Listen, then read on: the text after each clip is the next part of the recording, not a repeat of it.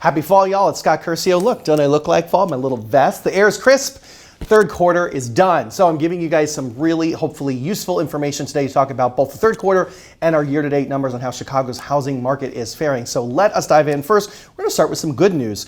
If you've been following these for a little bit, remember at the mid-year market report, which is after quarters 1 and 2, our number of sales from last year to this year were off 30%. We have been clawing back month by month, and through September of this year, end of Q3, we are down 24, just a little over 24.5%. I think that's some really good news. We are showing a trend up. And remember, we are still devoid of inventory. I want to give you guys some numbers before I dive into some other pieces here, because everyone keeps asking me, Scott, how are we still appreciating? Well, we're appreciating because real estate is based on simple supply and demand economics, my friend.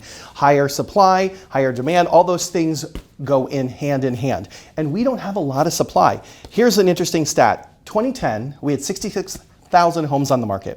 2023, we had 17,000. And just in the last 3 years, from January 2020 to October of 2023, we went from 37 homes for sale to 15,000.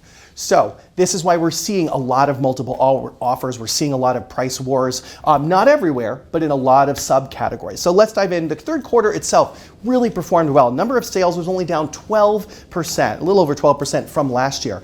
That might not seem like a big win, but when you think of the year as a whole, we are really clawing back. Average market time year to date sitting at 73, and that's for all the residential properties. If you've been watching me for a while, you know I always remind you guys of this. That's condos and townhomes, single family homes, and 2 to 4 unit multifamily properties.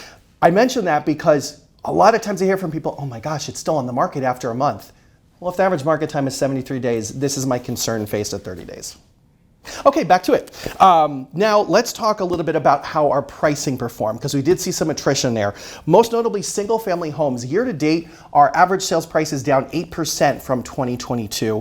Condos were down just 0.5%, and 2 to 4 units were up 0.7%. So kind of holding even on those last two categories. The single family homes, remember too, this is the entirety of the city. So it's going to be different for every neighborhood, sometimes every price point. There is so much division in how each little tiny submarket is performing. So if you're watching this and you're going, Scott, I want to know how single family homes in North Center are doing, or how condos in Dunning are performing. You send me a note and I'll pull that report for you, because both of those could be and can be very vastly different. The other last component of this is we keep talking about inventory and lack of it, right? Why do we have that issue? 2 reasons. One, people have a fear about rising interest rates. That's coming on another video because I'm done talking about them, except for that one video.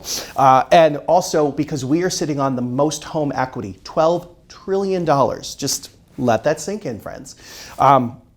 And people are sitting on their pile of money. It's like DuckTales, right? The guy jumping in his little bucket, although it's kind of more of a theoretical bucket because we don't actually all have that. 38.7% of homeowners have paid off their mortgage. They're free and clear, and 30% have 50% more equity. So frankly, there's a lot of people just sitting with a lot of financial opportunity and just waiting. And in my video where I talk about the interest rates and why I'm sick of hearing of it, keep tuning in for that. You'll hear my take on it. So that's it. That's third quarter here. Please like, comment, and share. If you're watching on YouTube, subscribe and follow me for more information. Don't forget to check out my luxury market report. That has been all the down and dirty numbers on Q3. We'll see you soon.